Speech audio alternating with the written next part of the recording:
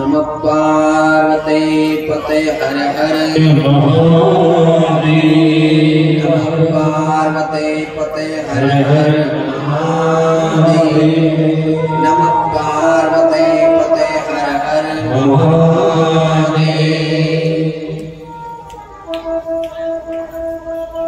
परम मंगलमय भक्तवंचन कथा कल्पतरु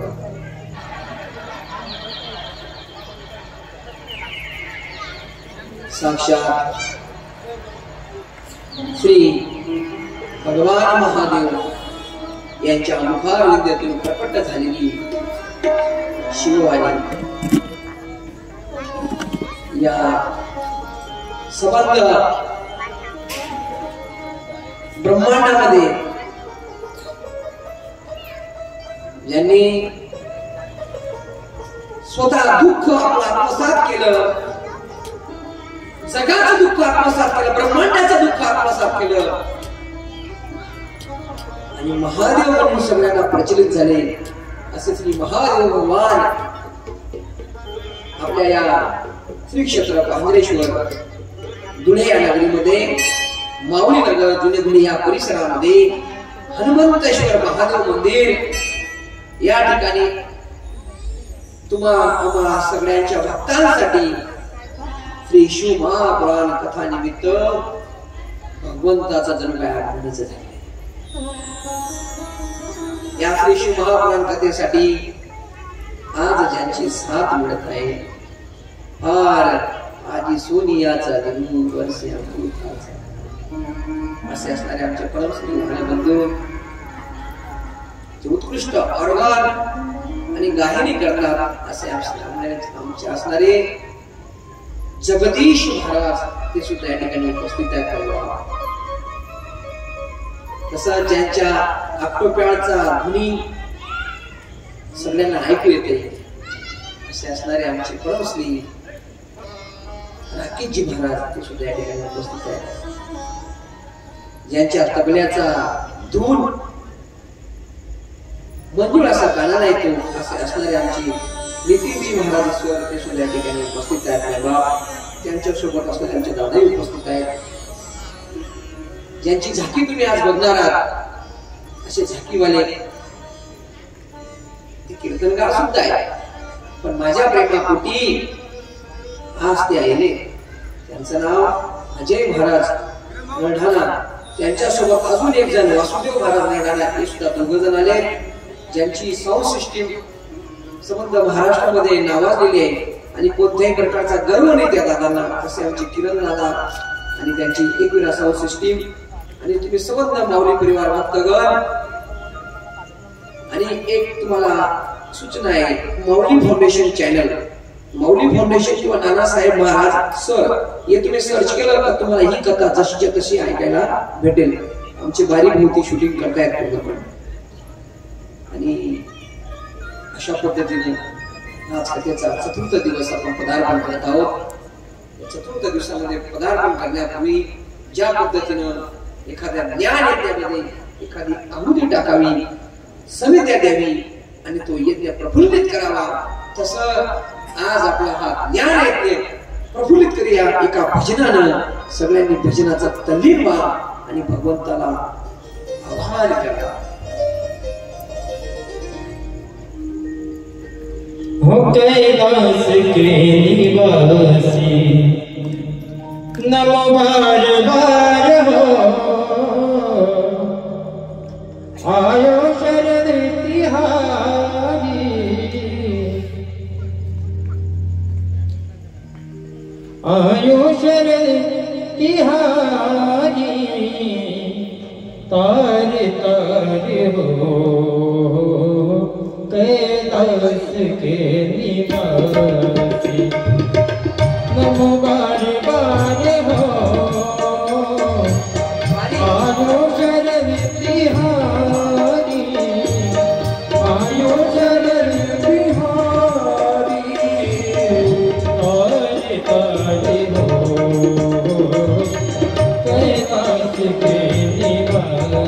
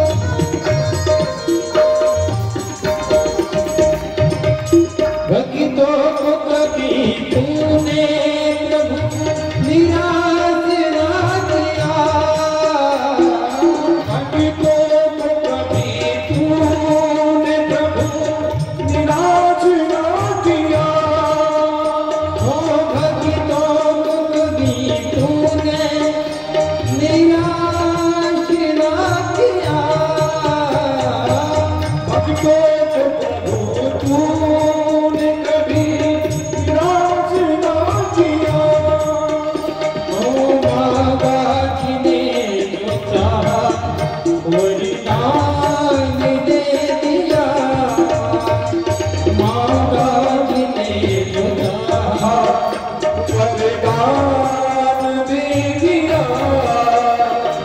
ऊंचा है तेरा दायिका ऊंचा है तेरा दायिका ऊंचा दाता है तू मेरा के दीवानी मोबाइल आयो चरण बिहारी आयो चरण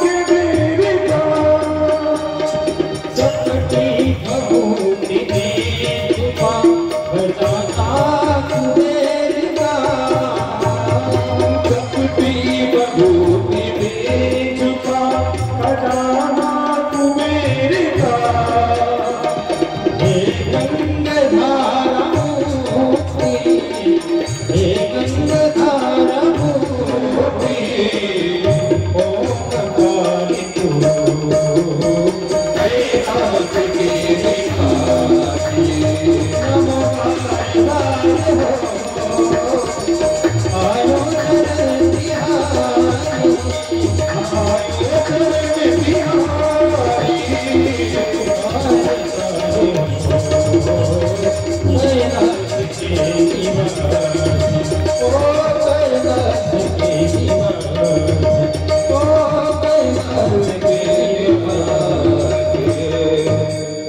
पार्वती पते हरे हरे महादेव. काय गोड भजन म्हटलं, टाळ्या वाजवा ना त्यांच्यासाठी.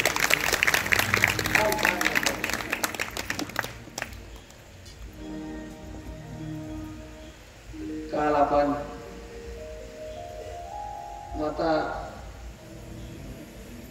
सती त्यांचा त्याग आपण समर्पण भावनेने बघितला होता. काय मूळ चिंतन असेल हो माता सतींचं. ज्या महादेवानं या ब्रह्मांडाचं कल्याण करावं, त्या महादेवाला सुद्धा बोलवलं नसेल त्या सासुऱ्यानं, पण सती पतीचं ऐकलं नाही, गेली तर त्या ठिकाणी सतीला मुकावं लागलं नाही बाप.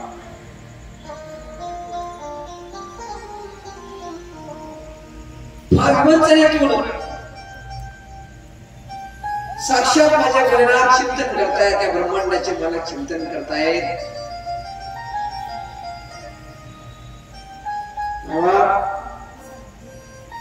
कालच्या प्रसंगामध्ये आपण बघितलं कोण श्रेष्ठ कोण. ब्रह्मा म्हणत होते अहम, विष्णू म्हणत होते अहम. कोण शेवटी दोघांपेक्षा श्रेष्ठ साक्षात देवादिदेव महादेव होते. जो महान असतो ना बाबा त्यांना गर्व नसतो, जो कमी ज्ञानी असतो त्याला गर्व फार असतो. उतळ पाण्याला कडकडाट ज्ञानी माणूस कधी गर्व करत नाही आणि अज्ञानी माणूस गर्व केल्याशिवाय अज्ञानी माणूस. ब्रह्माची निघून गेले, विष्णूची निघून गेले आणि ब्रह्माजी म्हणतात की मला सृष्टीची निर्मिती करायची. एक दूर बाजूला उचलून गेले.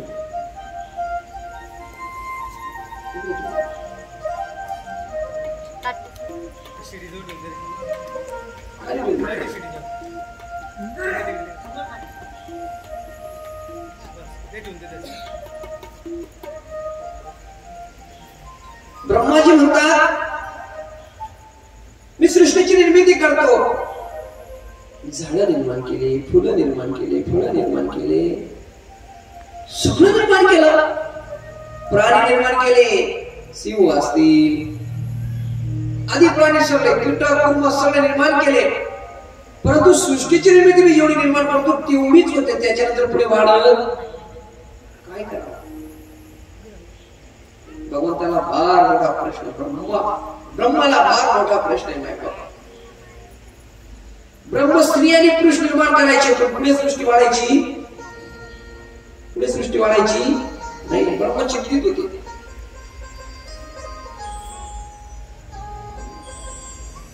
स्त्री आणि पुरुष या सृष्टीतले काय असतात? गणा आहेत, गणा. माता बोलायला लागलं काय होतं? पुरुष आणि स्त्रीचा थोडा फरक सांगतो म्हणजे लक्षात येतो मला. पुरुष फार शांत आणि संयमी स्वभावाचा असतो. आमचे गुरुवर्य गोविंदजी महाराज गल्लाने दृष्टांत देतात की नंतर स्त्रीचं जीवन म्हणजे कसं असतं? स्त्री म्हणजे कसं असतं? स्त्री म्हणजे एक प्रकारे कुरडाईचं जीवन असतं. कुरडाई, कुरडाई माहितीये? माहितीये कुरडाई कसं? कुरडाई बनवताना काय करतो बरं आपण? पहिले आपण गहू भिजत घालतो की नाही घालतो? गहू भिजत घालते, त्याच्यानंतर पुन्हा ते त्याचं पीठ बनवतो. तेव्हा त्याचा आवाज चढ चढ चढ असा आवाज येतो. आणि ते पीठ जर आपण याच्या कुरडई बनण्यासाठी एका काय होतं त्याला सोरा त्या सोऱ्यामध्ये टाकतो आणि सोरा जर असं केलं तर त्या सोऱ्यामध्ये सुद्धा आवाज येतो, चिडचिड असा आवाज येतो. कशाचा? त्या पिठाचा. ठीक आहे. कुरड्या तयार झाल्या. उन्हाळ्याच्या दिवसामध्ये त्या सुकून पण जातात लोक. आणि त्या कुरड्या एका डब्यामध्ये ठेवल्या तर शांत बसतात का? खळम खळम करतात. जर वरती जर पळतीवर डबा ठेवला असेल, सुकून त्या डब्याला हात लागला, हातात आल्यावर कळतं की या कुरड्याचाच डबा आहे. समजा उतरवल्या त्या कुरड्या. आता आमरसाचे दिवस आहेत, उन्हाळ्याचे दिवस आहेत आणि त्या दिवसामध्ये म्हणजे कुरड्या आपण तळतो. कशामध्ये? पाण्यात. कशात तळतो? तेलामध्ये. तेलामध्ये कुरडी टाकली, आवाज नाही करत कधी. तडतड तडतड तडतड तडतड तशी आवाज. समजा तिला खाली ठेवली आणि खाली ठेवल्यानंतर जर खायला दिली आमरसा सोबत, भजी सोबत कुरडई, शांततेत जाते कधी. खळम खळम आवाज करते. स्त्रीचा गुण आहे माय बाबा. पण पुरुषाचं बघा, पुरुष म्हणजे लाडू नाही, साखर तुपला लाडू. तेच पीठ, तेच गहू दळले, पीठ एकदम शांत. पिठामध्ये सगळं मिक्स करा तरी शांत. पिठाचे लाडू तयार करा. असे डब्यात ठेवा, पडतीवरती ठेवा. चुकून त्या लाडूच्या डब्याला जर हात लागला तरी समजत नाही लाडू का वास. इतका शांत. इकडे पण नाही तिकडे पण नाही, फुटून जाईल पण शांत राहतो. समजा काढलाच की नंतर तो डबा खाली खाली काढल्यानंतर एखाद्याला दिलाच बॉ खायला तर तो आवाज करतो का? करतो आवाज. असं बॉ खाल्ला ना आवाज केला, असं केलंय कधी? इतका लाडू शांत असतो तसा माणूस. म्हणून लग्न झाल्यानंतर माणसाने शांत राहावं नवऱ्या मुलानं. म्हणून पहिला मुळचे नारळ दिले जातात लाडू. बरोबर आहे? ही लाडू देण्याची पद्धत आहे. आमच्याकडे देतात बुवा, म्हणजे आमच्या गल्लीत मी याच गावचा आहे. असं शांत, असं पुरुषाचं जीवन असं स्त्रीचं जीवन असतं. फार ब्रह्माला फार चिंता आहे, काय करावं.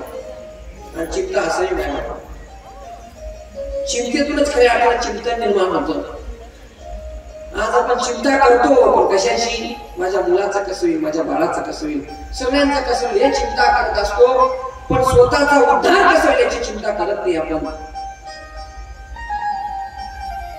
एक दिवस आपण संपून जाणार आहे, मरून जाणार आहे, काही जाणार नाही, पण तरी माणूस चिंता करतो. फार त्या शहरानं, फार त्या करून फार गोड म्हटलंय, क्या भरोसा इस जिंदगी का, साथ देती नहीं होगी, साथ देती नहीं है किसी का, साथ देती नहीं है किसी का,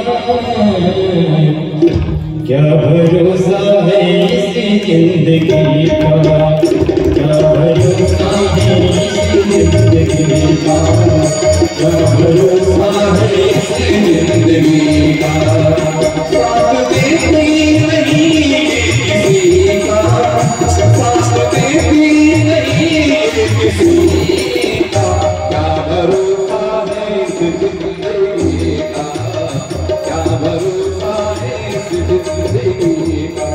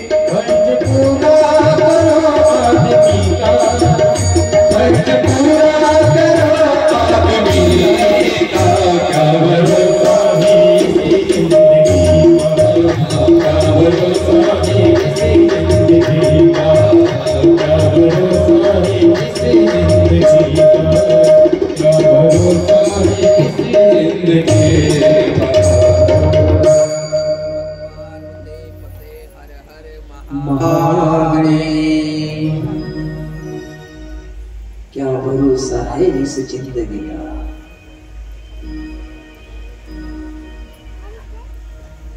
पण ऐकून घ्या, फार गोड असं वाक्य. अकाल मृत्यू मरे, अकाल मृत्यु मरे, जो काम करे चांडाल का. काल भी क्या बिगाड़े, जो भक्त हो महाकाल का. अकाल मृत्यु हो मरे, जो काम करे चांडाल का. लेकिन काल उसका क्या बिगाड़े, जिसे बचाने वाला कौन है. और गोल असं तुझे क्या भरोसा इस जिंदगी का. काय सांगताय? Man is the bubbling the water. मनुष्य पाण्याचा बुलबुल आहे. कधी मरणार सांगता येणार नाही. कथेत कुणी मरत नाही. कथेत कुणी मरत का? कथेत कुणी लोक मरत नाही. कथेत कुणी मरत नाही तरी कथेत मरत नाही.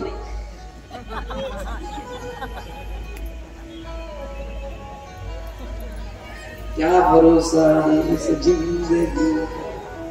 किती श्रीमंत असू द्या, किती श्रीमंत असू द्या, किती किती किती श्रीमंत असू द्या, एक दिवस त्याला काय जायचे.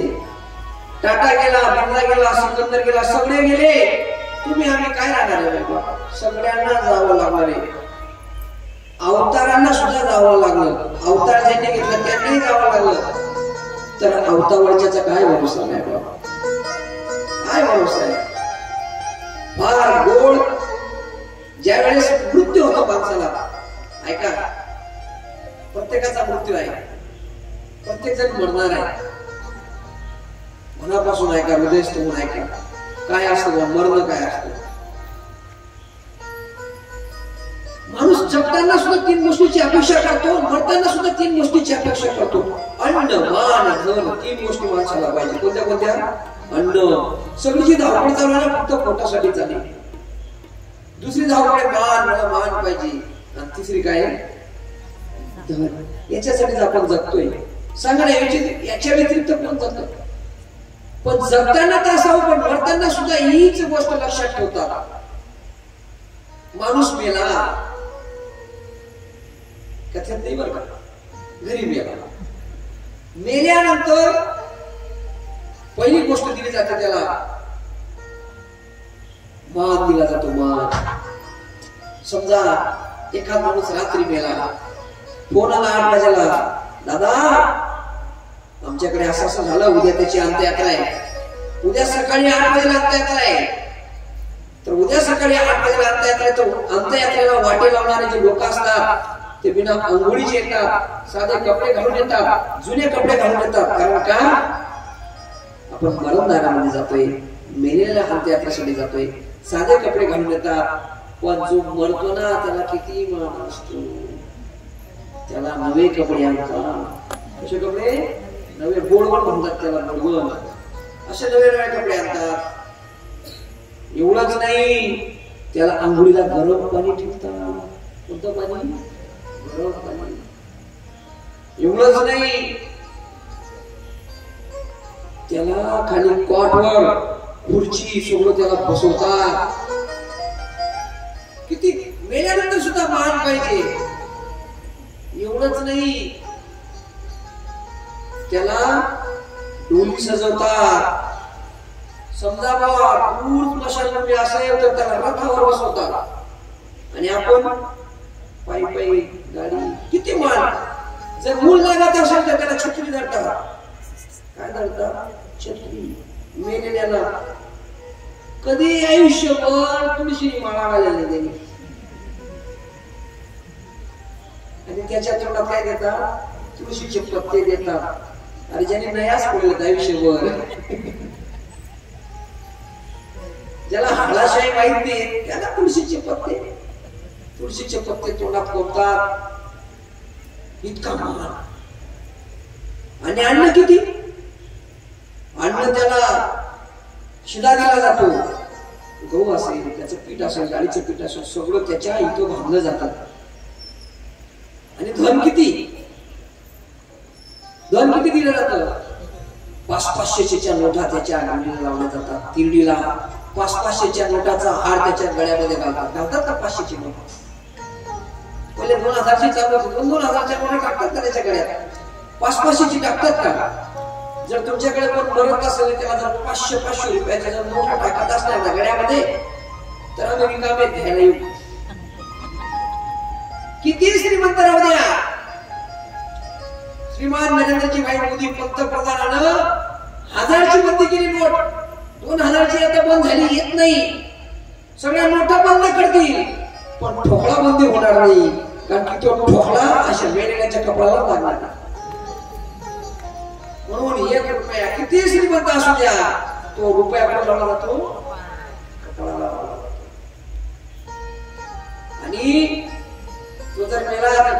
अंगठे बांधले जातात. अंगठे माहिती तुम्हाला कशाने बांधले जातात? मोठा चांदीचा तार आणतात का सोन्याचा? नाही नाही, एकदम बारीक तार. धन देतात ना धन. अजून जर पाहिजे असेल तर कोणामध्ये स्वर्णदान देतात, तर फुटकामध्ये देऊन देतात. करोडोची बिल्डिंग आहे त्याची, करोडोची प्रॉपर्टी फुटकामध्ये त्याच्या तोंडात देतात. तरी माणूस मरमर जगतो रे बाबा. आणि किती केलं तर 36 तत्वाचा मूळ आहे. 36 तत्वाचा किती करा. 3D जेव्हा सजवतो ना आपण, तर त्याला 3 कामटे आणतात. 3 टोकर बांबू, त्याच्यामध्ये 2 बांबूचे 9, एका बांबूचे 9 चिपाटा करतात. 9 किती? 9.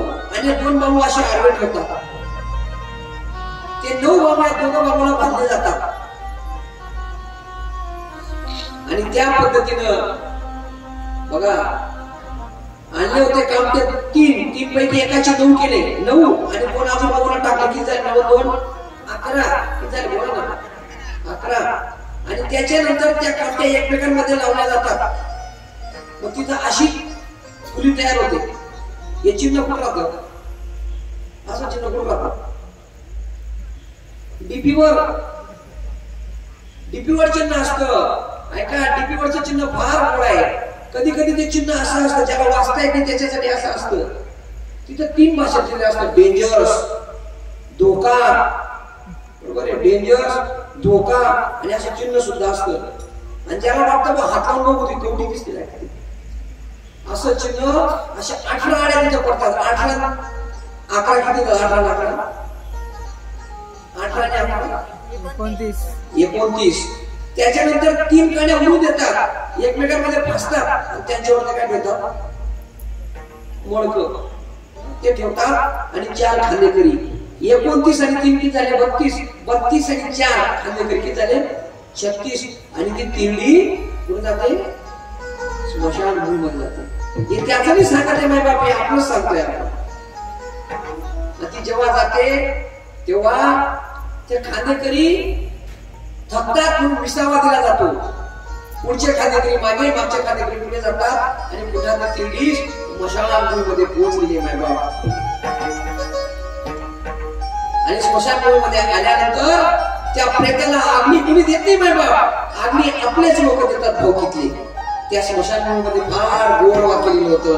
मंजिल तो तेरी यही थी, तूने देर लगा दी आते आते, जिंदगी में क्या कमाया तूने, आपको नहीं जला दिया जाते जाते, आपको नहीं जला दिया जाते जाते.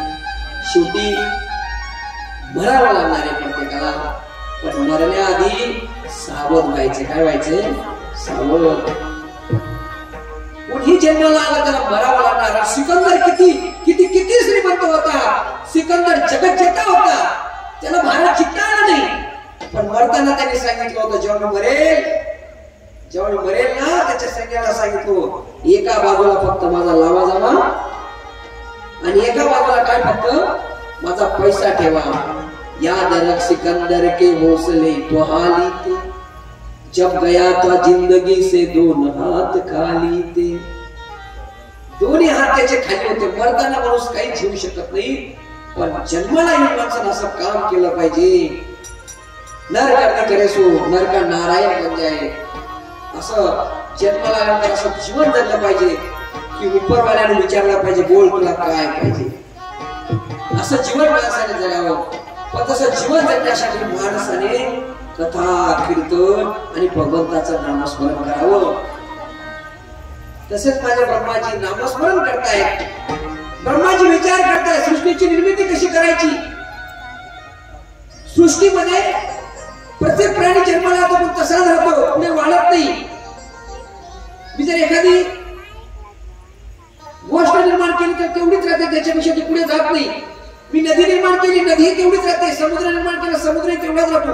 करायचं काय जन्माला पुढे कसं वाढेल, ही सृष्टी कशी वाढेल याच्यासाठी भगवान ब्रह्मा विचार करतात. ब्रह्मा माहिती तुम्हाला ब्रह्मा कोण आहे? ब्रह्मा म्हणजे कोण आहे? जनरेटर आहेत. ब्रह्मा म्हणजे कोण? जनरेटर. विष्णू म्हणजे ऑपरेटर आणि भोलेनाथ म्हणजे डिस्ट्रॉयर. तिघं यांचे खाते बरं का. जनरेटर म्हणजे काय, निर्माण करणं. G for generator, O for operator. Operator म्हणजे विष्णू भगवान हे पालन करतात, सगळ्यांना थांबून ठेवतात, सगळ्यांची रक्षा करतात. आणि शेवटी संपत होतो कोण, डिस्ट्रॉयर. काय नाव त्याचं, भोलेनाथ. डिस्ट्रॉयर म्हणून नाव तयार झालं. G for generator, O for operator, D for destroyer. आणि एकत्र नाव होतं काय होतं, गॉड. काय नाव होतं, गॉड. इतकं भारी नाव असून आपण त्या गॉड प्रमाणे वागत नाही, तर आपण डॉग प्रमाणे वागतो. इतकं भयानक आहे ना बाबा. ब्रह्माजी त्या विष्णूकडे जातात, महादेवाकडे जातात आणि सांगतात की मला सृष्टी निर्माण करण्यामध्ये फार मोठा प्रॉब्लेम होता, काय करू काय करू काय करू. विष्णू भगवान सांगतात मला तर काही सांगता येत नाही, काय करायचं. विष्णू भगवान म्हणतात फक्त आणि फक्त मी सृष्टीचं पालन करू शकतो, सृष्टी सांभाळू शकतो, पण सृष्टी निर्माण करण्याची ताकद माझ्यामध्ये नाही. ब्रह्माजी म्हणतात ती ताकद माझ्यामध्ये आहे, पण मी जी सृष्टी निर्माण करतो ती जास्त काळ टिकतच नाही. एखाद्या कुंभारानं मळकं बनावं, ते जास्त काळ टिकलं तर ठीक, नाही टिकलं तर जागेवर फुटलं तर त्या कुंभारालाही वाटतं की ही माती बरोबर नसेल, कुंभारालाही वाटतं की भट्टी बरोबर नसेल, पण माझी भट्टी बरोबर आहे, माती बरोबर, पण सृष्टी का जास्त काळ राहत नाही. त्यावेळेस श्री शिवमापुराण ग्रंथामध्ये रुद्रकोटी संहिता नावाची संहिता आहे. तो प्रश्न सगळ्यांना पडलेला आहे. आणि भगवान शिवजी एकट्या मनानं भावनेने विचार करताय. फक्त काल सांगितले की ब्रह्मा तूही श्रेष्ठ नाही, विष्णू तूही श्रेष्ठ नाही, सगळ्यात श्रेष्ठ तर हे शिवलिंग आहे, मी पण नाही. बघा प्रत्येक ठिकाणी तुम्ही जर गेला, प्रभू रामचंद्राच्या मंदिरामध्ये विग्रह दिसेल तुम्हाला, रामाची मूर्ती दिसेल, विष्णूचा अवतार आहे. ब्रह्माजीचं मंदिर कुठंच नाहीये. काल खोटं बोलले ब्रह्माजी म्हणून सगळे मंदिर काय झाले, फक्त पुष्करला एकच मंदिर आहे. ब्रह्माजीच्या मंदिरामध्ये तुम्हाला ब्रह्मदेवाचं मूर्ती दिसेल, पण शिवजीच्या मंदिरामध्ये शिवजी भेटतील का माहिती नाही, पण शिवलिंग मात्र त्या ठिकाणी निश्चित असेल. शेवटी शिवजी म्हणतात सृष्टीची निर्मिती झाली पाहिजे, पण काय करावं. शिवजी चिंतेत आहेत, इकडे ब्रह्माही चिंतेत आहेत, इकडे विष्णू चिंतेत आहेत. ब्रह्माजी म्हणतात ज्यावेळेस सगळं काम बिघडून जातं, कोणी कोणाचा नसतो ना, तेव्हा महादेवाकडे जायचं. विष्णू भगवान आणि ब्रह्माजी महादेवाकडे जातात, महादेवाला विनंती करतात, महादेवा आलं रे बाबा तुझ्या दारात, महादेवा आलं रे तुझ्या दारात, त्राहिमाम त्राहिमाम त्राहिमाम, वाचवा वाचवा वाचवा. आणि माझे महादेव प्रभू रामाचं चिंतन करून जागे होतात आणि मला काय टेन्शन आहे, तुम्हाला काय काय काय काय काय वाटतं बा तुम्हाला. तेव्हा ब्रह्माजी म्हणतात मी सृष्टी निर्माण करतो, पण एकही वाचत नाही, वाचले तर ते मोठे होत नाही, मग काय करायचं. तेव्हा महादेव म्हणतात याच्यावर एकच उपाय आहे, याच्यासाठी एक सृष्टीमध्ये मैथून सृष्टी निर्माण करावी लागेल, आणि त्याच्यापासून जी उत्पत्ती होईल ती पुन्हा टिकत राहील, ती पुन्हा चालतच राहील. जन्माला आलेला बाळ पुन्हा त्याच्यानंतर उत्पत्ती, त्याच्यानंतर उत्पत्ती, असं होतच राहणार आहे, असं होतच राहणार आहे, असं होतच राहणार. मग त्याच्यासाठी काय करावं लागेल, त्याच्यासाठी स्त्री आणि पुरुष लागेल. त्या ब्रह्माजी म्हणतात की मी माझ्या हाताने निर्माण करतो, ते मैथून सृष्टी नाही निर्माण करू शकत. मग तेव्हा साक्षात भोलेनाथ म्हणतात मैथून सृष्टीसाठी साक्षात मलाच जन्म घ्यावा लागेल आणि मलाच ते स्वरूप घ्यावं लागेल. ते स्वरूप घेण्यासाठी महादेव चिंतन करतात, एक भजन म्हणून महादेव चिंतन करतात. आता महादेव स्वतः अर्धनारी नटेश्वर भगवान तयार होणार आहेत आणि ती झाली सुद्धा हरिओम में ओम समाया है, वो मेरा भोला नगर में आया है रे. हरिओम में ओम समाया है, मेरा भोला नगर में आया है. हरिओम में ओम समाया है,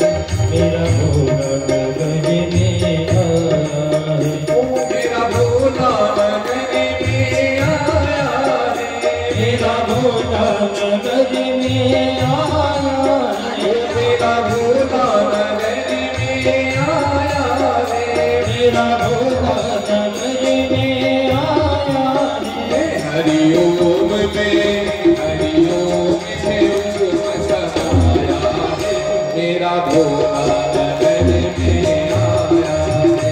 हरिओम में ओम समाया मेरा भोला नगरी में आया रे।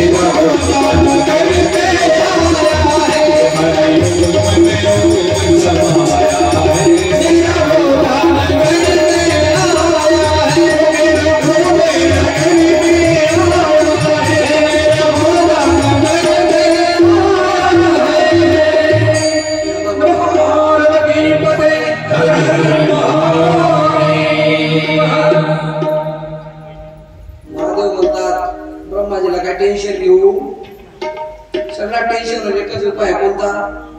महादेव भगवान. प्रत्येक पुराण जर बघितलं तुम्ही, प्रत्येक पुराणामध्ये प्रत्येक त्या देवाचं महत्व सांगितलं. श्रीमद भागवत ग्रंथ जर बघितला, श्री भागवत पुराण, तर त्या ग्रंथामध्ये सांगतात की विष्णू सगळ्यांचा परमपिता आहे.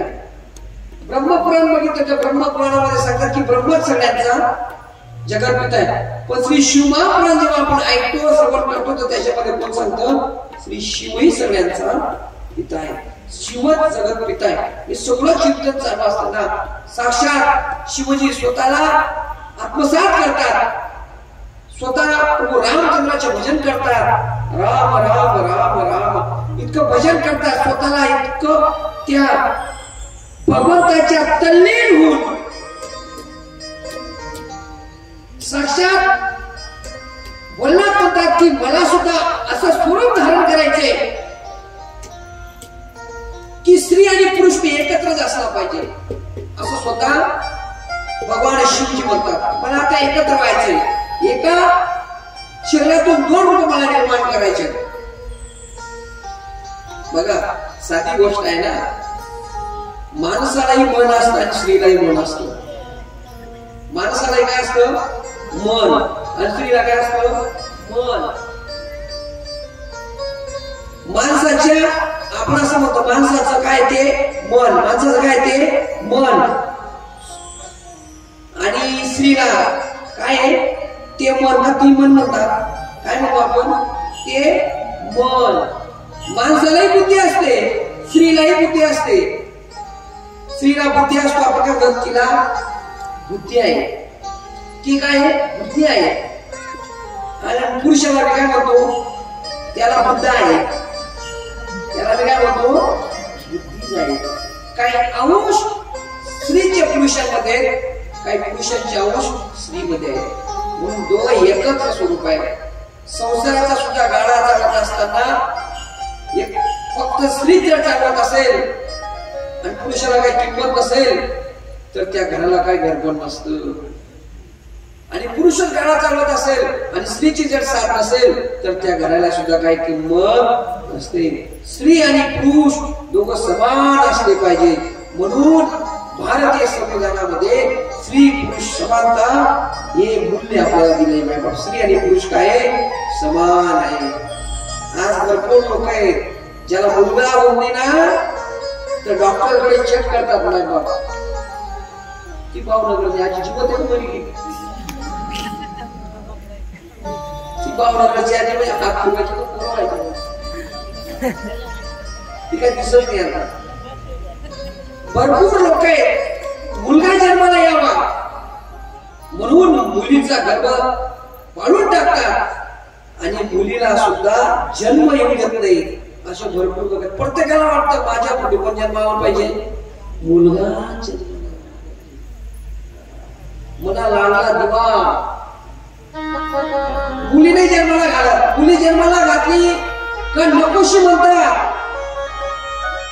म्हणतात एखाद्या बाईनं एक मुलगी जन्माला घातली दुसरी मुलगी जन्माला घातली आता पुरी जन्माला घालते काही तिला चांगल्या नजरेनं बघत नाही. श्री शिवमहापुराण ग्रंथाच्या व्यासपीठावरून तुम्हाला सांगतो माय बाप मी सुद्धा 2 मुलींचा बाप आहे. मला 2 मुली आहेत. तिसरं काहीतरी ठेवायचे 2 मुली आहेत. मी नुसतं जगाला उपदेश नाही करत की मुलींचा सांभाळ करा. मी स्वतः सुद्धा तसं वागतो म्हणून एवढं बोलतोय. आणि आनंदाची बाब सांगतो माझी एक मुलगी 9 वर्षाची दुसरी मुलगी लहान आहे 4.5 ते 5 वर्षाची. ती 5 वर्षाची. 2 मुली उत्कृष्ट पद्धतीने लाठी काठी खेळतात. लाठी काठी आता तर ती मला सांगत होती सुट्ट्यांमध्ये तलवार आणून द्या बाबा म्हणून. राम रक्षा स्तोत्र पाठ आहे माझ्या मुलीचे. सगळे भजन पाठ आहेत. एवढंच नाही माय बाप हरिपाठ म्हटल्याशिवाय माझ्या घरी भोजन सुद्धा भेटत नाही त्यांना. रोज हरिपाठ म्हणतात. हे संस्कार आपण द्यायचे जगाला. सांगे ब्रह्मज्ञान आणि आपण मात्र कोरडे पाषाण असं नाही पाहिजे. एकदाचा प्रसंग सांगतो. कथेमध्ये पावसामध्ये माझी गायक मंडळी आली नाही तर त्या 1 दिवसासाठी कधीच मी माझ्या मुलीला स्टेजवर आणलं नाही. ती संगीताची 3री परीक्षा पास आहे. तिला फक्त भजनासाठी 1 दिवस आणलं होतं. फार उत्कृष्ट असं भजन होते माय बाबा. मग आपल्या संस्कृतीमध्ये भजन एकत्र करणे, भजन एकत्र करणे, भोजन तो आनंद द्यायचा आहे. आपले सुद्धा लहान लहान मुलं असतील ना, लहान लहान मुले असतील ना, त्यांना आत्मसंरक्षणाचे धडे द्या माय बाबा. आपल्या मुलींना शिकू द्या ना, शाळा शिकू द्या, शाळा शिकू द्या. पण शाळा शिकवत असताना एखादा अधर्मी, एखादा पापी आला ना, त्याची जर वाईट नजर पडत असेल ना, तर त्याच्या थोबाडीत सुद्धा ठेवण्याची ताकद आपल्या मुलींच्या मनगटात निर्माण करा माय बाबा. मुलींच्या मनगटात निर्माण करा. तूही जासी, तूही अहिल्या आहे, तूही जिजाऊसा. पण काय आपण काय म्हणतो, आपल्या मुलींना आपण तसं घडवत नाही माय बाप. आपण जर आपल्या मुलीला तसं घडवलं ना, तर काय कुणाची मजा आहे. रोज तुम्ही पेपर वाचला की बलात्काराची बातमी रोज नित्य आहे माय बाप, रोज नित्य आहे. निर्भय असेल, कोणी असेल, बलात्कार होतात आणि स्त्रियांची विटंबना होते. पण तीच स्त्री जर झाशीची राणी असली तर पुरुषाला सुद्धा लाजवेल अशी कामगिरी करेल. आणि काय ताकद असेल त्या परकीय पुरुषाची, त्या नालायकाची, की त्या माझ्या माई बहिणीवर तो वाईट नजरेने बघल. म्हणून आपल्या मुलींना तलवारबाजी शिकवा, लाठी काठी शिकवा. आणि याच्यासाठी तुम्ही सुद्धा आपलं जीवन समर्पित भावनेनं जगा. तसं माझ्या भोलेनाथ म्हणतात, माझ्या अंतर्यात्म्यामध्ये, माझ्या जीवनामध्ये एक स्त्री आणि एक पुरुष पूर्ण देह माझ्यामध्ये निर्माण व्हावा, याच्यासाठी भगवंताचे चिंतन करतात. आणि ते चिंतन करत करत असताना साक्षात माझे भोलेनाथ अर्धनारी नटेश्वर भगवान स्वरूप धारण करतात. ते अर्धनारी नटेश्वर भगवान आमचे अजय महाराज आणि वासुदेव महाराज या ठिकाणी प्रकट करणार आहेत. म्हणून भजन करूया आपण ओम नमः शिवायचं. ते येतील तोपर्यंत नमः शिवाय, ओम नमः शिवाय, हर हर भोले नमः शिवाय, नमः शिवाय, ओम नमः शिवाय, हर हर शिवाय, नमः शिवाय, ओम नमः शिवाय, हर हर भोले नमः शिवाय, नमः शिवाय, नमः शिवाय, हर हर भोले नमः शिवाय, नमः शिवाय, नमः शिवाय, हर हर भोले नमः शिवाय.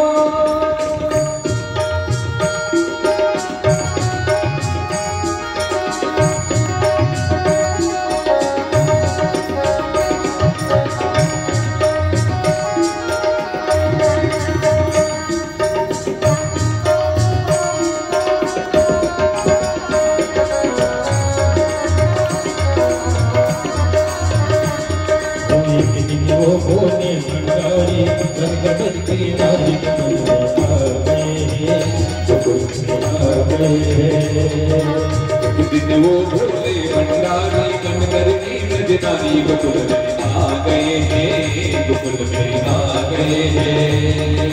पार्वती जी मना के हारी, पार्वती जी मना के हारी, ना माने त्रिपुरारी गोकुल में आ गए हैं, वृंदावन आ गए हैं.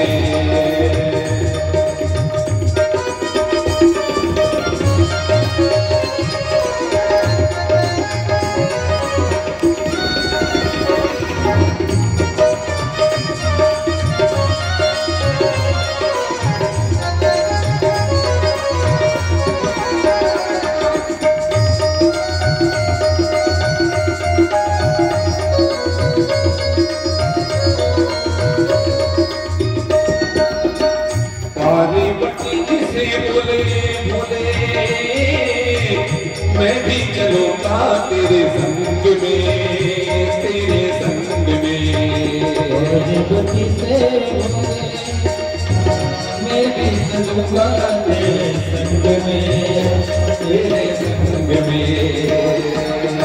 राधा संग श्याम नाचे, मैं भी नाचूंगा तेरे संग में, ओ तेरे संग में. लगा के बिंदिया पहन के साड़ी, लगा के बिंदिया पहन के साड़ी,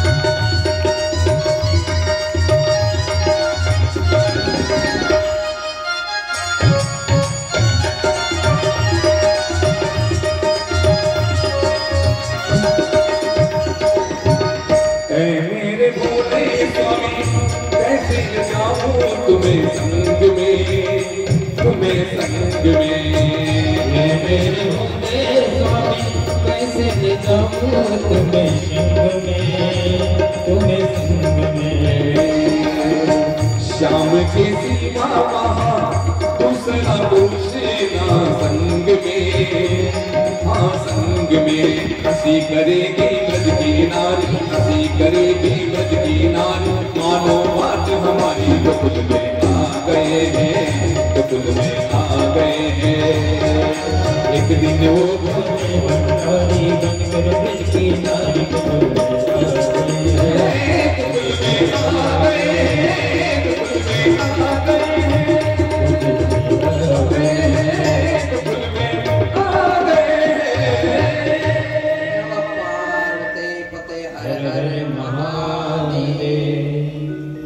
साक्षात भगवंत विराजमान होणार आहे। फार मोठी झाकी होती।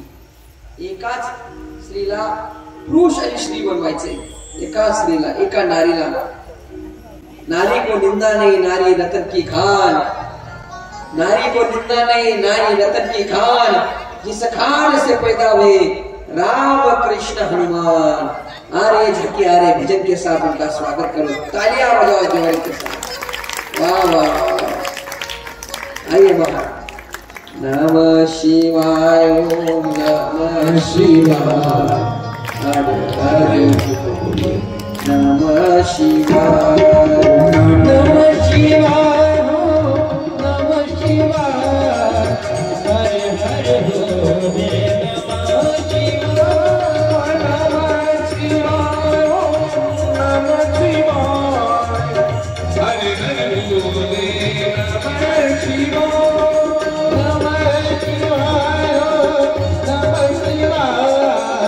हरे हरे बोले नमः शिवाय, जटाधारी शिव जटाधारी, हरे हरे बोले नमः शिवाय।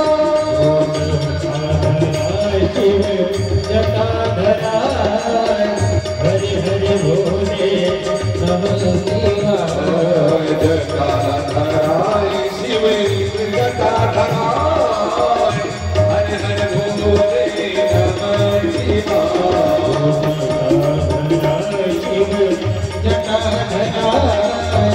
हरे हरे बोले नमः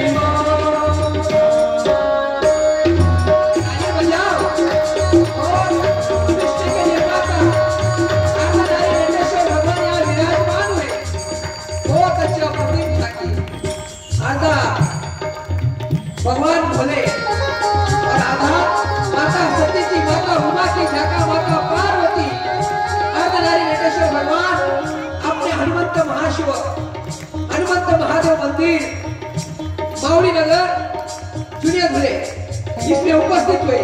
जोरदार तालियों से स्वागत करिए।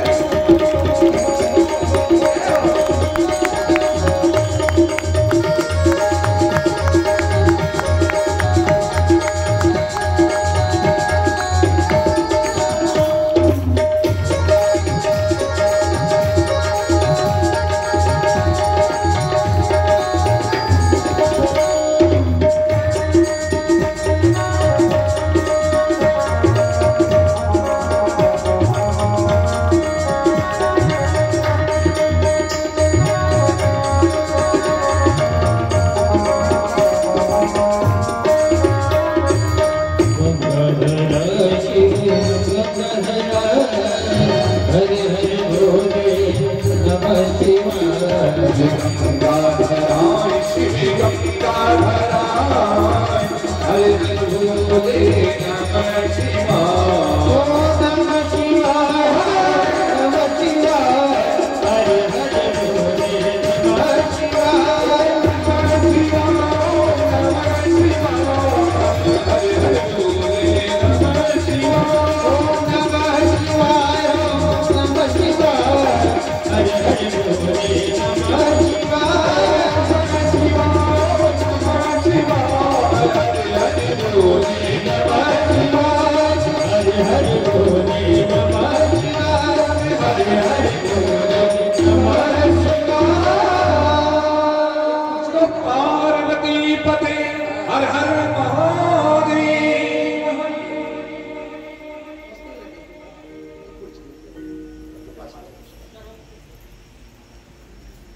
फार गोड असं चिंतनीय वर्णन अर्धनारी नटेश्वर भगवान निर्माण झाले आणि सृष्टीची निर्मिती करण्यासाठी त्यांच्या पुढे माझ्या ब्रह्माजीने सुद्धा हातभार लावलेला आहे.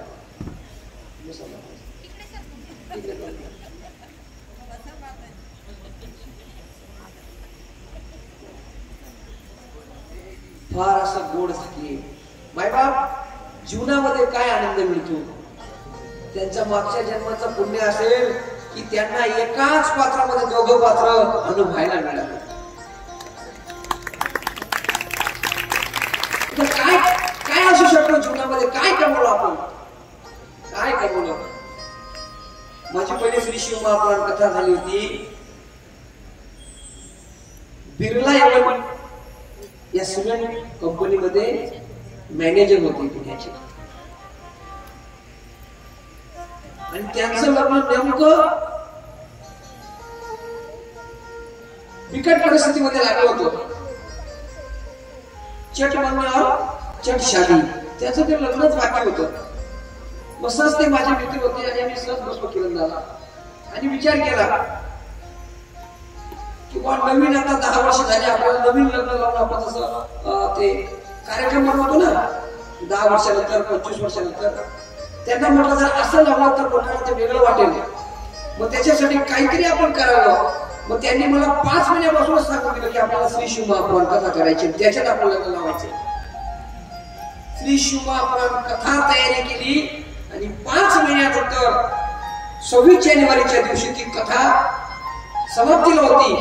त्या पिरियडमध्ये त्या दोघा पती पत्नीचं लग्न लागलं. मायबा इतका आनंद भरला त्यांच्या जीवनामध्ये. आयुष्यात ते म्हटलं की बरं झालं होतं तेव्हा लग्न लागलं, आता लागलं कोरोना नंतर. बाकीशेच आपण कोरोना बरोबर नाही,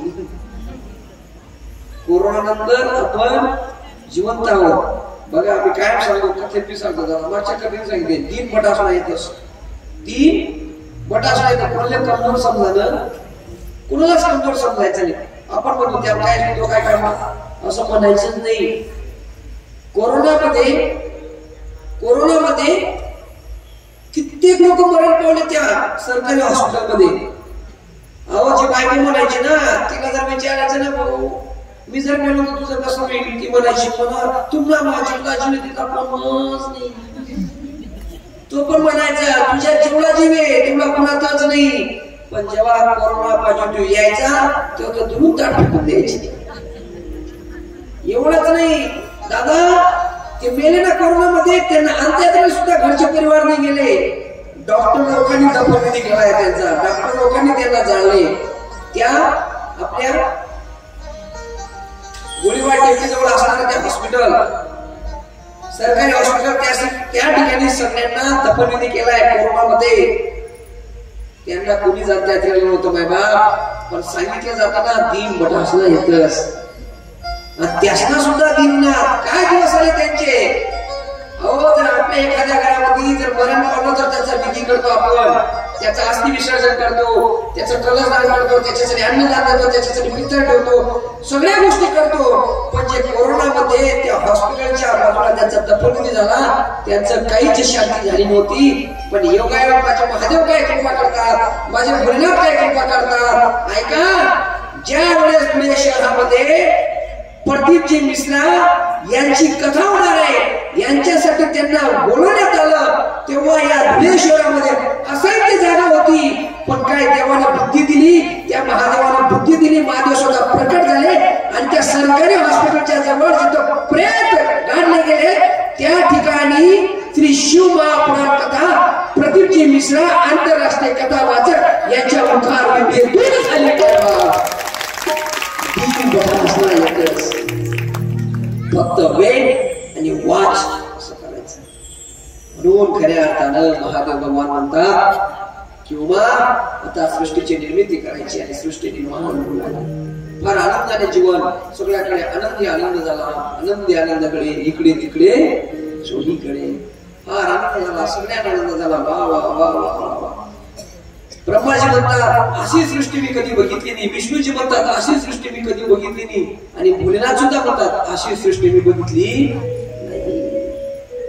बघा फार आनंदी आनंद जीवन, फार आनंदी आनंद जीवन. आणि शेवटी माझे भोलेनाथ त्या सतीचा त्याग झाल्यामुळे कैलाश पर्वतावर सुद्धा विराजमान आहे. कुणाकडे लक्ष देत नाही ते. पण एकदाचा प्रसंग, पूर्ण सृष्टी निर्माण झाली. काही सृष्टीचे लोक देवरूपी आहेत, काही सृष्टीचे लोक मानव रूपी आहेत आणि काही सृष्टीचे लोक राक्षस रूपी आहेत. इतका भयानक राक्षस म्हटला, नाव त्याचं तारकासूर. काय नाव त्याचं? तारकासूर. तो प्रत्येकाला मारायचा, प्रत्येकाला मारायचा, कोणाला सोडायचा नाही. फक्त आणि फक्त स्वतः ब्रह्मांडाचा मालक व्हायचा होता त्याला. त्रिलोक पदार्थ केले होते, सगळ्यांना सांगायचं भाग जेव्हा युद्ध करो, भाग जेव्हा युद्ध करो, भाग जेव्हा युद्ध करो.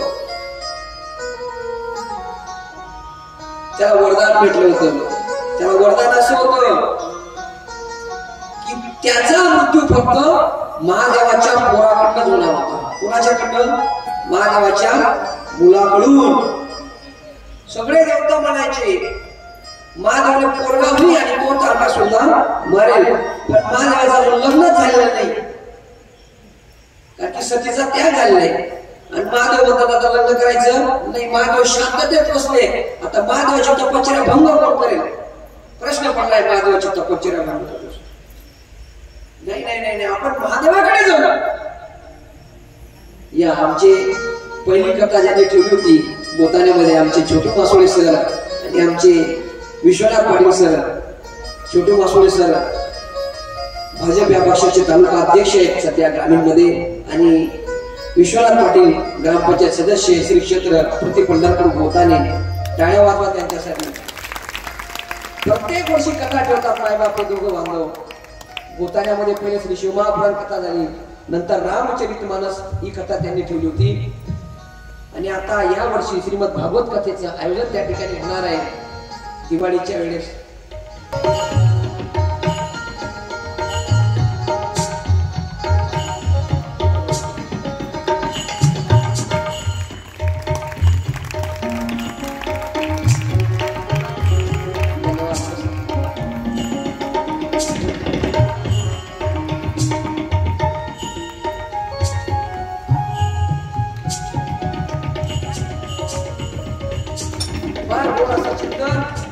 तारकासूर म्हणतो मी एकालाही सोडणार नाही. सगळे देवता म्हणतात महादेवाचं लग्न झालं पाहिजे. कुणाचं लग्न? महादेवाचं. आता देवतांना महादेवाचं लग्न महादेवासाठी करून घ्यायचे का स्वतःसाठी करून घ्यायचे? सांगा. इंद्र सगळं पराजित झाला. इंद्र, महेंद्र, चंद्र सगळे देवता पराजित झाले. इंद्र लोकांवर सुद्धा कुणाचं राज्य आलं? तारकासूर. कुणाचं? तारकासूर. इंद्रही रडायला लागला, चंद्रही रडायला लागला, सगळे देव रडायला लागले आणि सगळे म्हणतात की आम्हाला वाचवा वाचवा वाचवा. आणि तेव्हा साक्षात भोलेनाथाकडे जातात सगळेजण. विष्णू भगवान सांगतात की जर आता आम्हाला वाचवायचं असेल, जर विष्णुलोक माझं वाचवायचं असेल, ब्रह्मलोक माझं वाचवायचं असेल तर काय करावं लागेल? महादेवाला लग्न करायला सांगावं लागेल. महादेवाला जो पहिले जाईल सांगायला तर महादेवाचा तिसरा नेत्र उघडला म्हणजे आपण भस्म होऊन जाऊ. सांगायला कोणी जात नाही. मांजर सगळ्यांचे उंदीर खाऊन टाकते. मांजर सगळे उंदीर खाऊन टाकते. सगळे उंदर म्हणतात. मांजर येते तेव्हा आपल्याला कळत नाही. मग मांजरी आली असं आपल्याला कळायला पाहिजे म्हणून मांजरीच्या गळ्यात घंटा बांधून देऊ. मांजरीच्या गळ्यात घंटा बांधली की आपल्याला लक्षात येईल मांजर आली. पण मांजरला गळ्याला पहिले घंटा कोण बांधली? मांजरच्या गळ्यात घंटा कोण बांधे? मांजरच्या गळ्यात घंटा असली की तू टुणून आवाज आला आपल्याला कळेल की मांजर आली. पण मांजरच्या गळ्यामध्ये घंटा कोण बांधली? जो मांजरच्या गळ्यामध्ये घंटा बांधायला जाईल त्याला तंटा मिटली जाईल. आणि मांजर किती एखाद्या मांजरीला जर माळकरी केलं ना ती ठेवत नाही बरं का माळा. एका कीर्तनात एक मांजर माळकरी झाली. माळकरी झाली ती महाराजांना म्हणू लागला मला तुमच्या दिंडीत घेऊन चला. मला कुठे घेऊन चला? दिंडीत. कोण? मांजर. कोण? मांजर दिंडीत घेऊन चला. मांजर त्या दिंडीला जाते. मांजर माळकरी झाली असं उंदरांना माहिती पडलं. कोणाला माहिती पडलं? उंदरांना. उंदीर पण मांजरासोबत दिंडीला गेले. दिंडी पुढे चालू आणि मांजर आणि उंदर बरोबर दिंडीला चालवते. आणि मांजर काय झाली होती? माळकरी. 2 दिवस झाले 3 दिवस झाले मांजर म्हणे एकाचे भाऊ नाही. रोज बगर, रोज साबुदाणा, रोज पाटोळ्याची भाजी, रोज वांग्याची भाजी, बटाट्याची भाजी, चपाती यांनी जमणार. मी तर पावसाळी. तिने असं केलं महाराजची दिंडी पुढे चालू आहे. मागे उंदीर त्यांच्या पुढे त्यांच्या मागे मांजर. सगळे उंदीर संपून टाकले आणि मांजर परस्पर मागे निघून गेली. अशा भरपूर मांजरे आहेत. माळा टाकून घेतात आणि काढून टाकतात. काही मुख्यांनी कोरोनामध्ये पांढरे लिंबू चालू केले. आणले सगळे बांबून माळा काढून टाकले. आणि त्यावेळेस खऱ्या अर्थानं या भोलेनाथांचं तपश्चर्या कोण भंग करेल? भोलेनाथांना कोण तपश्चर्या भंग करून दाखवेल याच्यासाठी सगळीकडे प्रयत्न चालले. कारण की भोलेनाथांची तपश्चर्या जर भंग झाली, भोलेनाथ जर त्या ठिकाणाहून जागे झाले आणि जागे झाल्यानंतर जर त्यांनी विचार लग्नाचा मनामध्ये केला तर लग्न होईल बायका. म्हणून भोलेनाथाची विनंती करतात पण भोलेनाथ काही जागे होत नाही. महादेव विनंती करतात जागे होत नाही. विष्णू भगवान विनंती करतात जागे होत नाही. मग त्याच्यासाठी एक युक्ती लढवली जाते आणि ती युक्ती म्हणजे कामदेव भगवानाला सांगितलं जातं आणि कामदेवाला सांगतात की भोलेनाथाला तुम्ही जाग करायचे म्हणून. आणि भोलेनाथाने विराजमान होतील. अर्धनारेश्वर भगवान त्यांच्या भुई जातील आणि मग आता महादेव इथे येतील. फक्त महादेव. नमः शिवाय. ओम नमः शिवाय. हर हर भोले. नमः शिवाय. नमः शिवाय. ओम नमः शिवाय. हर हर भोले. नमः शिवाय. नमः शिवाय. ओम नमः शिवाय. हर हर भोले. नमः शिवाय. जटाधराय शिव जटाधराय. हर हर भोले. नमः शिवाय. जटाधराय शिव जटाधराय. हर हर भोले. नमः शिवाय. ओम नमः शिवाय. ओम नमः शिवाय. हर हर भोले. नमः शिवाय.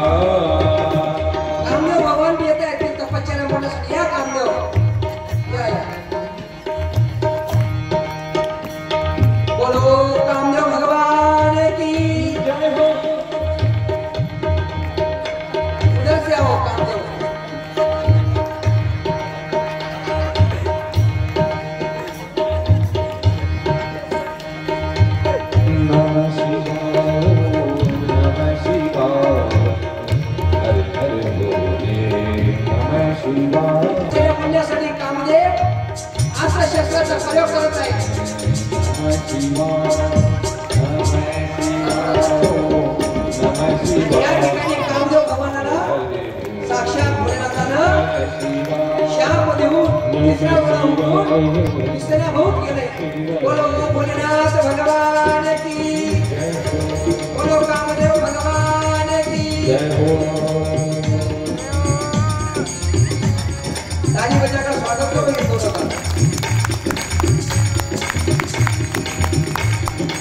हरे हरि भोले नमः शिवाय जटाधराय शिवे जटाधराय हरे हरि भोले नमः शिवाय नमः शिवाय हरे हरि भोले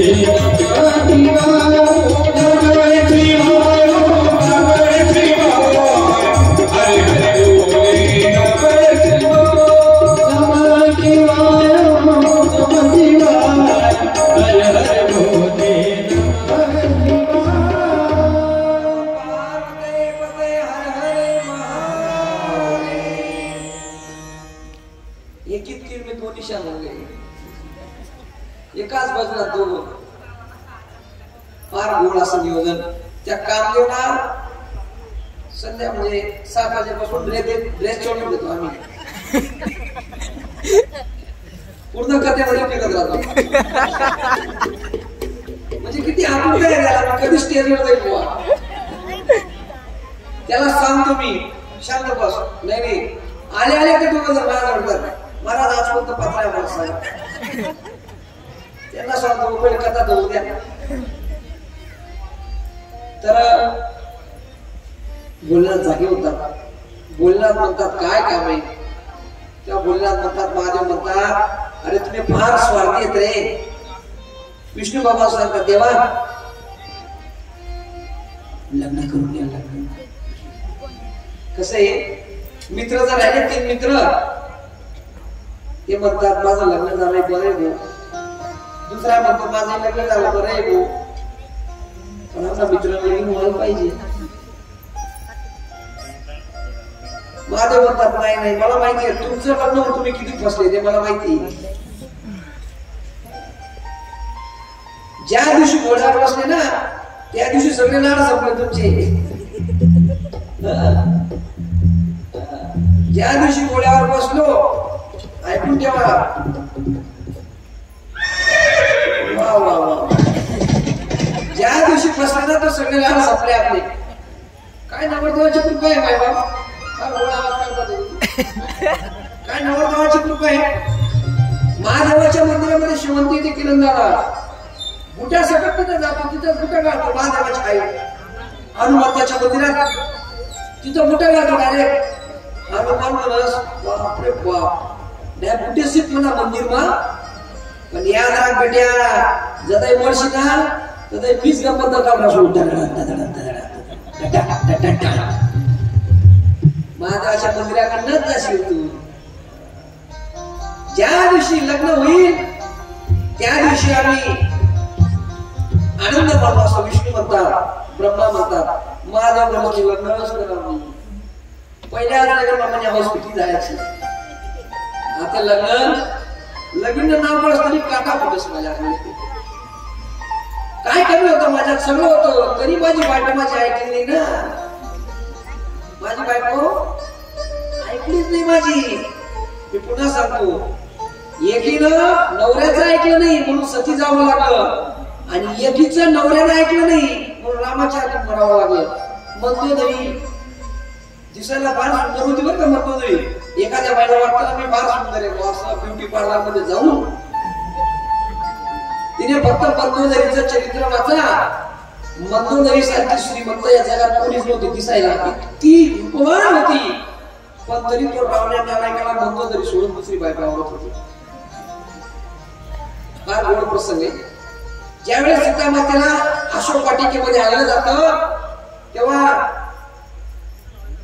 मंदोदरी म्हणते रावणा सीतेला आणलाय तिच्याशी लग्न करणार. रावण म्हणतो नाही नाही नाही ती सामान्य स्त्री नाही तिच्यासोबत लग्नच करू शकत नाही. रावण रोज झोपताना दुःखी दिसतो. मंदोदरीला फार वाईट वाटतं कारण की पतिव्रता होती ती. काय होती पतिव्रता. ऐशी पतिव्रता तिची देवावरी सत्ता. रावणाकडे बघून तिला दुःख व्हायचं माझा पती नालायक आहे पण तो दुःखी आहे ना मला फार दुःख होतं. पतिव्रताचं बघा फार शुद्ध नाही. पतिव्रता म्हणजे कोण नवऱ्यासाठी आयुष्य जगते. नवऱ्याच्या प्रत्येक वेळेला हजर राहते. नवरा जर अंगडीला बसला बाबा पती जर अंगडीला बसला आणि आंघोळीचा शेवटचा तो मग म्हणतो, तो जगमग खाली पडला तो मग त्या बाल्टीमध्ये, लगेच समजतं पत्नीला लगेच समजतं की पतीची आंघोळ झाली. लगेच पत्नी रुमाल घेऊन तिथं तयार असते. पतीची आंघोळ झाली, आवाजावर पत्नीला कळतं. स्वयंपाक करत असताना सगळं लक्ष कुणाकडे असतं?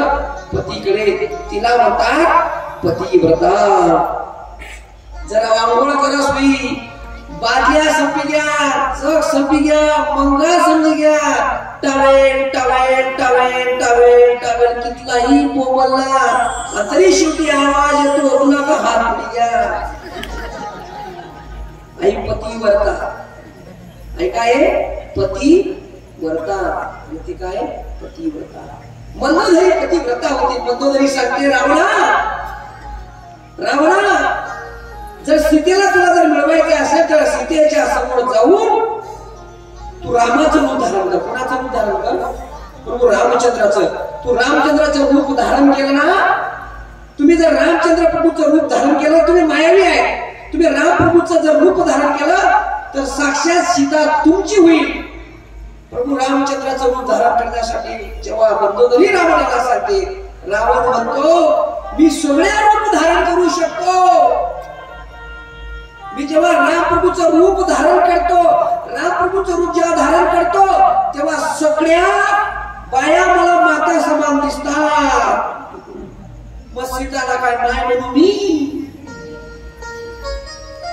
नालायक लोकांना किती सजून सांगा, ते म्हणतात नाही रावणच बरा, ते काय राम होत नाही. म्हणून खऱ्या अर्थानं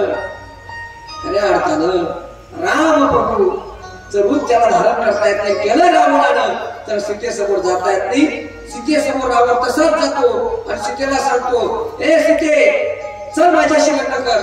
तेव्हा सीता माता म्हणते, रावण्या आता म्हणतो ना कमी रावण्या, तेव्हा जर म्हटलं असताना रावण्या असं टाकला असं जानकी मेहनत जानकी मैंने बाजी लगाई तेरे जानकी जानकी मैं तो जानकी मैं तो जानकी मैंने बाजी लगा दी है जानकी मैंने बाजी लगा दी है जानकी.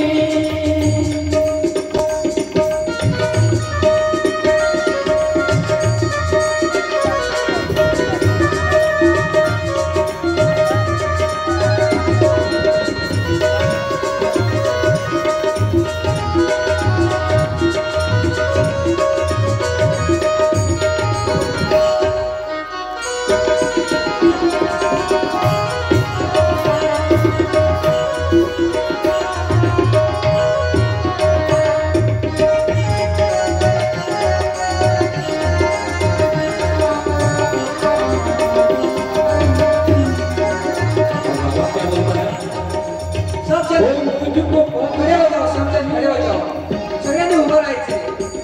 मुझको परवाह नहीं अपने जाने की, मुझको परवाह नहीं अपने जाने की, मैं चुरा लाया राम की जाने की, मैं चुरा लाया राम की जाने की. मेरा बेटा बड़ा लंका जली, मेरा बेटा बड़ा लंका जली. अपना वापस करूं राम की जाने की, अपना वापस करूं राम की जाने की.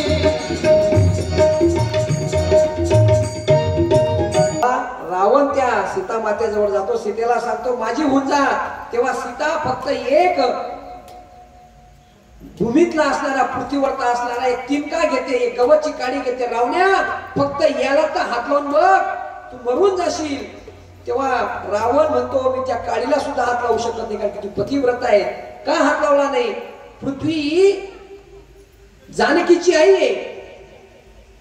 जानकीला भूमिजा सुद्धा म्हणतात आणि भूमीपासून ते गवत निर्माण होतो. म्हणजे ज्या पद्धतीनं गवत त्या जानकीचं कोण आहे? भाऊ आहे.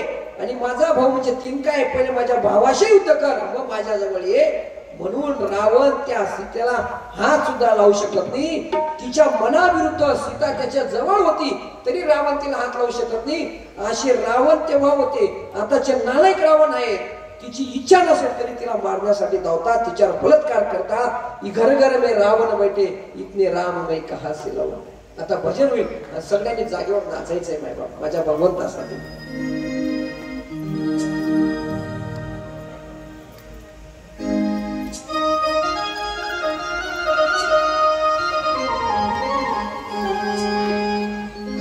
हे बजरंगी तुझे मनावो हे बजरंगी तुझे मनावो तानी बजा बजा के वही तानी बजा बजा के मैं तो तेरा दर्शन पाऊंगा तानी बजा बजा के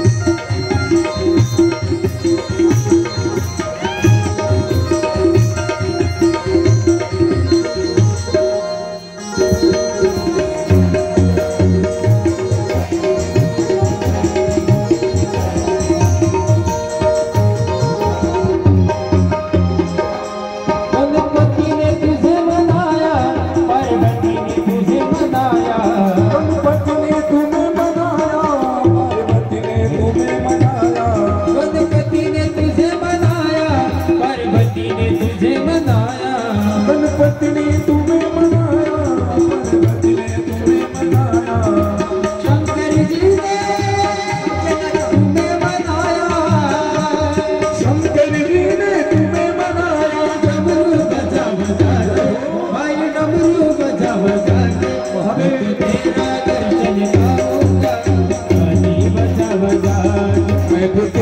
दर्शन पाऊंगा तानी बजा बजा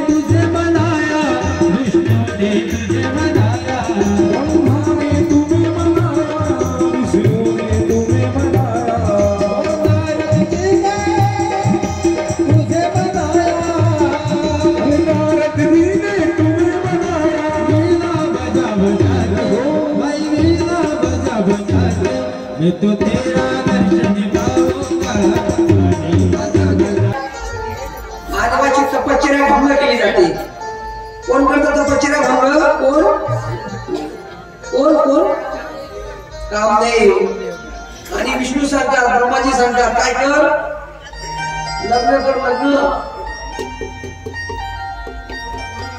ब्रह्माजी सांगतात लग्न करा विष्णूजी म्हणतात लग्न करा कारण का तुमची चिंता होला नाही तुम्ही जर लग्न केलं तर तुमचाच फायदा आहे महादेव म्हणतात की लग्न केल्यावर फायदा मला आहे मला माहिती कारण की आजपर्यंत लग्न करून कोणी सुखी नाही मी माझं लग्न केलं होतं मागच्या वेळेस तर मला फार दुःख झालंय पण विष्णूजी म्हणतात नाही नाही यावेळेस लग्न कराच तुम्ही यावेळेस लग्न करा आणि सगळं सांगितल्यावर महादेव म्हणतात की ठीक आहे बॉस आता बाकीचे काम करतो त्यांनी तिकडे लक्ष नव्हतं का माझ्याकडे लक्ष द्या पण आपल्या जाहिरात बघायला समजते ऐका आणि मध्ये अशी जाहिरात पाहिजेच वर बसली फार गोड आणि ब्रह्माजी सांगतात लग्न करा माझ्या मधून मी लग्न करत नाही विष्णूची मनात लग्न करा मी लग्न करत नाही पण एकाला अर्थ नाही का माझं मत मी लग्न कोणासाठी करायचं समजा बा एकटा जीवानी बोला ना सदाशिव मी लग्न कोणासाठी करायचं मला काय मुलं सांभाळायचे काय बाबा सांभाळायचे मला माय बाप नाही कोणी सोडली मी एखाद्याची जर बायको मिळली ना आणि त्याला फक्त 5 वर्षाचं बाळ होत्या गेल्या तर एवढा ढसाकडे सांभाळतो तू गेली मला कुठे मित्र येतात पहिल्या घरानंतर भाऊ लग्न करून गेले तो म्हणतो मला करायचं नाही मित्र सांगतात लग्न करून गेले मला करायचं नाही म्हणे ती इच्छा नाही लगेच करानी पण या प्रश्न कशी मी या माझ्या बाळाचं कसं होईल ते मित्र सांगतात त्या बाळाला आई पाहिजे का पण बायको पाहिजे ते सांगते नाही त्यांच्यासाठी मला पत्नी पाहिजे मला नको पण माझे माधव त्या व्यक्तीतले होते माधव म्हणतात ठीक आहे तुम्ही सगळे सांगताय पण मी लग्न करतो पण माझी एक अट आहे मुलगी बघायला कोण नाही कारण की मला मायबाप नाहीये आणि माझं म्हणजे काय असं नाही परस्पर लगेच जुळली मी बिगर मायबाप हे जे प्रेमी आहेत ना जे परस्पर लग्न करतात ना यांचं टेन्शन असं एक असतं ती जी असते त्याच्यासोबत लग्न करणार ती पण म्हणते मला काय सासू ताण एकटा आहे ना तो पण म्हणतो मला कोणा ताण नाही अशी एकटे लग्न करणार आहे पण महादेव त्या तिथले नव्हते महादेव म्हणे मी लग्न करेल पण मुलगी बघायला कोण जाईल मित्र म्हणजे आम्ही जाणार नाही भाऊ कारण की जर काही झालंच बिघाडा तर तो आम्ही सोडवणी मिळेल कोण जाईल आणि त्यावेळेस काय अर्थानं हिमालय पर्वताच्या पोटी जे दिव्यमान जे असणारे हिमालया आणि त्याच्या पोटी साक्षात त्या पर्वताच्या पोटी पार्वती मातेने जन्म घेतलाय पार्वती माता साक्षात कोकिला व्रत धारण केलेली पार्वती मातेने पशुपतीनाथ व्रत धारण केलेले पार्वती माता म्हणते माझी इच्छा अशी आहे की मागच्या जन्मी मी माझ्या नवऱ्याला समजू शकले नाही पण या जन्मी तोच नवरा मिळावा याच्यासाठी माझी भयंकर तपश्चर्या आहे कोकिला व्रत धारण केले पशुपतीनाथ व्रत धारण केले हिमालय पर्वताला सांगितलंय की मी लग्न करेल पण एकाशीच करेल माझ्या मनामध्ये जो आहे त्याच्याशीच या ठिकाणी भोलेनाथाला सुद्धा साक्षात्कार झालाय भोलेनाथ म्हणतात की मी सुद्धा लग्न करायला तयार आहे पण कन्या बघायला कोण जाईल एकदाचा प्रसंग सगळे ऋषी मुनी तपस्वी महादेवाकडे जातात देवा महादेवा तुमच्यासाठी आम्ही अशी कन्या शोधून आणली तिच्यासोबत तुम्हाला लग्न करावं लागेल महादेव म्हणतात कोणती कन्या आहे म्हणजे हिमालय पर्वत त्याची मुलगी तिचं नाव पार्वती पर्वताची मुलगी म्हणून पार्वती जसं जनकाची मुलगी जानकी तसं पर्वताची मुलगी पार्वती आपली जशी बंट्याची मुलगी बंटी आपलं नाव काय सांगतात तशी पर्वताची मुलगी पार्वती आणि तिच्यासोबत लग्न तुमचं होणार आहे भोलेनाथ म्हणतात ठीक आहे संतांवर विश्वास ठेवला भोलेनाथाला कुणावर विश्वास ठेवला ऋषींवर माणसाने ऋषींवर विश्वास ठेवायचा संतांवर विश्वास ठेवायचा इतरांवर विश्वास ठेवू नका ऋषींवर विश्वास ठेवलेल्या महादेव म्हणतात ठीक आहे मी लग्न करेल पण आता 11 वाजून गेले आता एवढ्या रात्री लग्न करेल का नाही नाही नाही मी लग्न करेल त्याच्यासाठी लग्नाची जी विधी असेल हळद वगैरे सगळं मी उद्या लावणार आहे आणि उद्याच माझं लग्न आहे माझं निवर का जरा सांगितलं ना का भरपूर नाही तरी शूटिंग पण गेली ना माझं म्हणजे महाराज लगीन करायला ना आम्ही गर्दी मला काय साधा नाही महादेव म्हणतायत, मी कधी ते सांगतो व्यवस्थित तिला समजून सांगतो मी घरी जाऊन. महादेव स्वतः लग्न करणार आहे उद्याच त्यांना हळद लागणार आहे. एकच दिवसात हळद, एकच दिवसात लगीन करणार आहेत. आपण थोडी काही झाली कारण काय पावसामुळे 2-3 दिवस आपले मंदिरात गेले, याच्यात गेले आणि म्हणून उद्या महादेवाचं लग्न होणार. कुणाचं लग्न होणार आहे? महादेवाचं. आणि त्या लग्नामध्ये त्याच्या अगोदर महादेवाची हळद लागणार आहे. कुणाच्या हळद लागणार आहे? महादेवाचे वराडी व्हायचे आपल्याला. आपण नवरात्रीची वराडी होतो आपल्या गल्लीतले असे फाटके तुकडे करणार होतो आपण. कसे नटून थटून सजून बिजून याची त्याची वस्तू मागून बिगून कसं असं. पण आता तशी व्यवस्था नाही. आता सगळ्यांकडे वर्गाची व्यवस्था आहे. महादेव प्रसन्न आहेत आपल्याजवळ. उद्या सगळ्यांनी फक्त आणि फक्त लाल आणि पिवळी हीच साडी नेसायची. लाल किंवा पिवळी याच साडीने यायचंय उद्या लग्नाला. आणि माणसाने जर पांढरा वेश परिधान केला, पांढरा शर्ट असेल तर दुसराही चालेल. आणि टोपी असू द्या, डोक्यावर टोपी काय 1500 रुपयाला टोपी भेटते बाय बाबा, ती घेऊन टाका. उद्या फार मोठं लग्न आहे. आणि लग्न जर असतं तर आपण पत्रिका देतो का नाही सगळ्यांना. तर उद्या तुम्ही घरोघरी जाऊन प्रत्येक मायमानीने आपल्या गलीमध्ये प्रत्येकाला सांगायचं, बहीण सकाळी लगीन बरोबर महादेव, सगळ्यांना सांगायचं, निवत द्यायचं. मी तुम्हाला सांगतो श्री शिवमहापुराण कथेमध्ये इथं सांगतो, एका बाईनं कमीत कमी 10 घरांना सांगायचं. मग एका बाईने या ताईने जर त्या 10 घराला सांगितलं, या बाईने त्याच 10 घराला सांगायचं का? नाही, दुसरा दास होता मानवी ध्यान येते तुमच्यावर.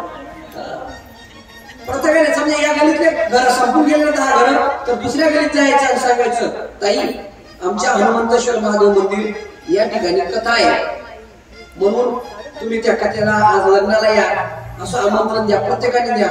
आणि माणसांनी काय करायचं? माणसांनी 20 घरं सांगायची. त्यांनी सगळ्या लोकांना सांगायचे उद्या आमच्याकडे काय आहे? लग्न आहे, लग्नासाठी तुम्ही या. म्हणून उद्या लग्न होणार आहे आणि त्याच्यासाठी तयारीत राहायचं. उद्या सगळ्यांनी सांगा. प्रत्येक जण नियुक्त देणार का? बोला ना, आवाज द्यायला सांगणार लोकांना. हो, सगळ्यांनी सांगायचं आणि उद्या लग्नाला प्रत्येकाने यायचंय. आता आरतीसाठी आरतीचे तयार होतील आणि उद्या ज्यांना आरती करायची असेल त्यांनी घरून ताट आणायचंय. आरतीचं ताट स्वतः आणायचंय. कारण काय आपण आपल्या घरून तयार केलेली आरती आणि ती केलेली आरती फार मोठा आनंद मिळतो. आज आपण कामदेवानं केलेलं भगवान शंकराचं तपश्चर्या भगवती बघितलं. त्यानंतर अर्धनारी नटेश्वर भगवान हे सुद्धा आपण बघितलं. मैथिली सृष्टी निर्माण केली माझ्या महादेवानं, ते सुद्धा आपण बघितलं. खऱ्या अर्थानं मी तुम्हाला दिनचर्या सांगून देतो. उद्या महादेवाचा विवाह संपन्न होणार आहे बरं का दादा. फार तुम्ही सुद्धा सगळ्यांना सांगून द्या जे प्रतिष्ठित त्यांना कॉलनीतले. आणि परवा आपल्या कथेचा 6वा दिवस राहील. 7व्या दिवशी आपली कथा फक्त अर्धा तास एकच चालणार आहे 11 तारखेला. म्हणून उद्या महादेवाचं लग्न आहे. उद्या बापाचं लग्न आणि परवा त्याच्या पोराचं लग्न करून टाकायचं. गणपती बापाचा फार मोठी झाकी राहणार आहे उद्या. 10-15 मुलं मुली लागतील. शंकर पार्वती चांगला जोडा तयार करा बाबा, तुम्ही सांगा मस्त. आणि ते तयारीत राहतील उद्या. आणि त्याच्यासाठी सगळ्यांना निवेदन आहे, फुलं जास्त आणा. प्रत्येकाला अक्षदानी देणार आहेत आपण. फुलं असणार आहेत, फुलं प्रत्येकाने टाकायचे. महादेवाचे जेव्हा लग्न होईल तेव्हा सगळ्यांनी तयारीत राहायचं. दुसरी गोष्ट, परवा गणपती बाप्पाचा विवाह संपन्न होणार आहे. आणि 13व्या दिवशी फक्त श्री शिवमहापुराण ग्रंथ श्रवण करून महादेवावर पाणी कोणत्या पद्धतीने टाकावं, महादेवाला अक्षदा का टाकतात, धतुरा का टाकतात, महादेवाचा पशुपतीनाथ व्रत काय, हे थोडक्यात आपण चिंतन करणार आहोत. आणि त्याचा फायदा काय होतो ते पण तुम्हाला सांगणार आहे. आणि लक्षात असू द्या, माझं एक वाक्य होतं की मी 10 प्रश्न विचारणार आहे शेवटच्या दिवशी या कथेवर. ते 10 प्रश्नाचं म्हणजे एकाला एक प्रश्न विचारेल, तर 10 एक विचारतो. ज्याला उत्तर देताना त्याने उभारायला उत्तर दिलं की त्याला रुद्राक्ष माझ्याकडून देणार आहे. मोफत रुद्राक्ष माझ्याकडून देणार आहे. आणि विश्व हिंदू परिषदचं काम करतो युवा सत्संग प्रमुख बाबा दादा. तुम्ही जर सगळ्यांची संख्या दिली किती लोक कथेला येणार आहेत शेवटच्या दिवशी, कटी बनणाऱ्याला भरपूर लोक येतील, तर आपण तेवढे रुद्राक्ष माझ्याकडून देणार आहे विश्व हिंदू परिषद मार्फत. सगळ्यांना आपण रुद्राक्ष मोफत देणार आहे. रुद्राक्ष घेऊन त्याची पूजा करायची, उघड देणार आहे. कारण का तुम्ही आपला लोकेश येत. ओके